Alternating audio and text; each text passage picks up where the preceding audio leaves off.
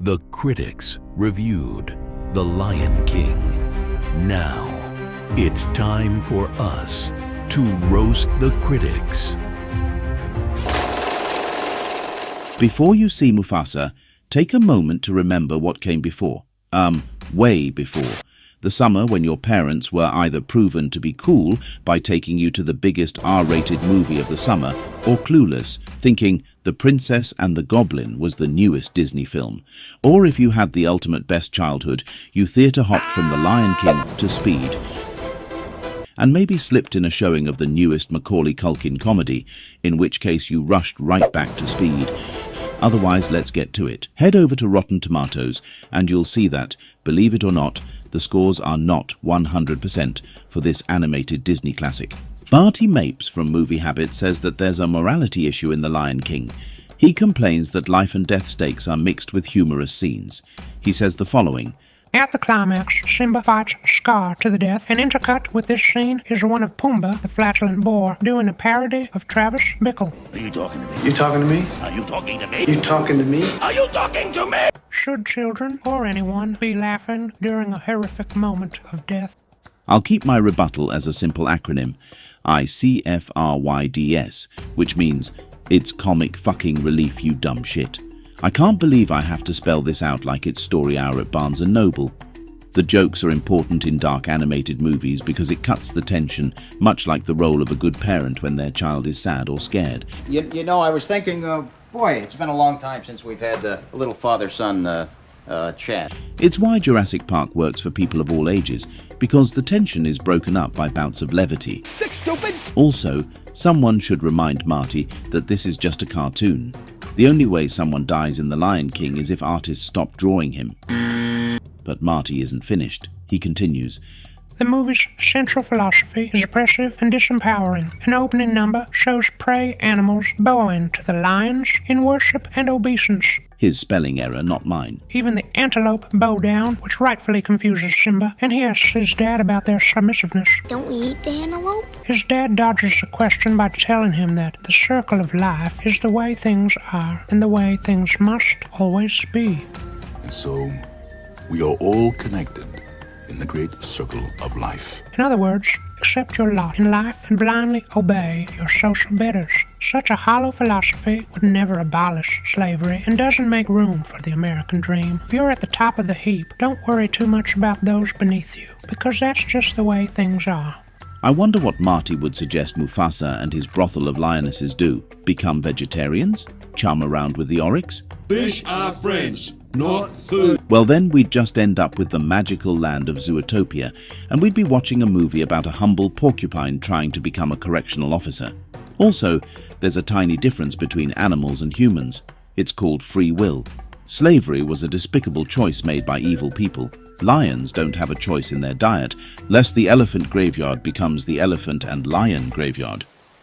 Excuse me? You're biting my butt! The circle of life was set in place at the dawn of time, and there's nothing we can do to change it. Stopping the natural order of things would be like attempting to blow a hurricane away by acting like the big bad wolf.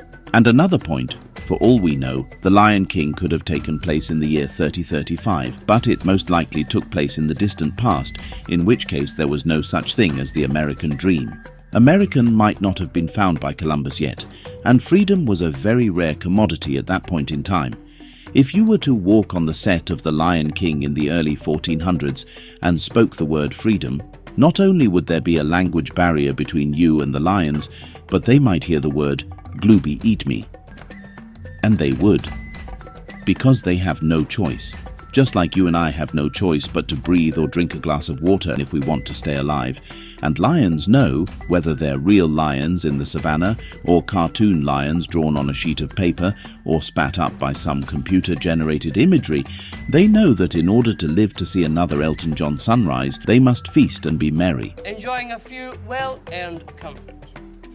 Otherwise, a whole chain of events will set in motion, and global warming would be the least of our worries. Shockingly, Marty still has more to say.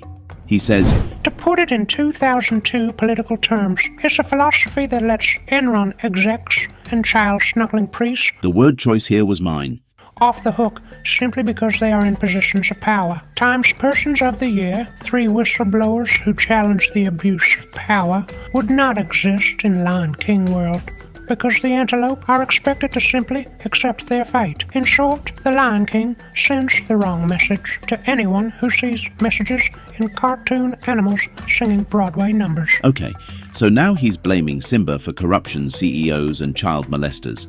Literally Western predators. Run away and never return. The good thing about civilization is that we have the ability to create boundaries and make laws to prevent such crimes. Do they always work? Absolutely not. That's why we have the police and investigators. And if they're not doing their jobs right, again, that's the choice of man, not Timon and Pumbaa. The lions at Pride Rock are just doing what they were made to do, but us humans with free will have willingly chosen slavery, racism, corruption, perversion. That's on us. All those horrible things existed way before The Lion King in 1994. But let's say that The Lion King was never made.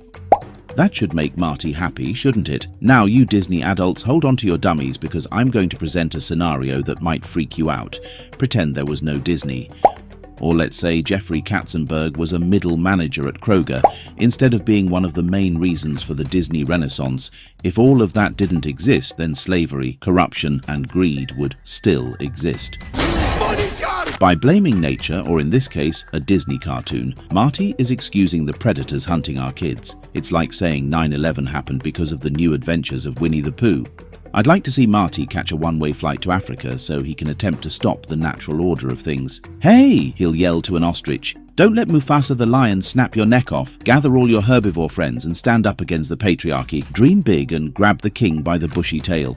That's probably not going to go well for Mr. Mapes. But what do I know? There were a few more critics who panned this masterpiece, but they more or less had the same complaints as Marty. One critic even compared it to Spirit, Stallion of the Cimarron, which came out 8 years later. That's a kick-ass DreamWorks movie, by the way, with a banger soundtrack from Bryan Adams. The Lion King is an experience, and anyone who saw it in the theaters in 1994 will agree that it was a theatrical movie experience worth highlighting. But what am I babbling on about? You've already seen it. I don't need to convince you how good it is. So go back and watch it, and let me know down below if Marty Mapes is completely out of his mind. I'd like to remind you that the audience score is pretty low at 93%. Would you like me to do another Lion King video where I roast the audience? Let me know, otherwise I'll just move on to the next movie I want to do. Want to suggest a movie for RTC? Let us know down below. Like and share, and you'll be appreciated. And by doing that, you'll help this channel grow if you want it to.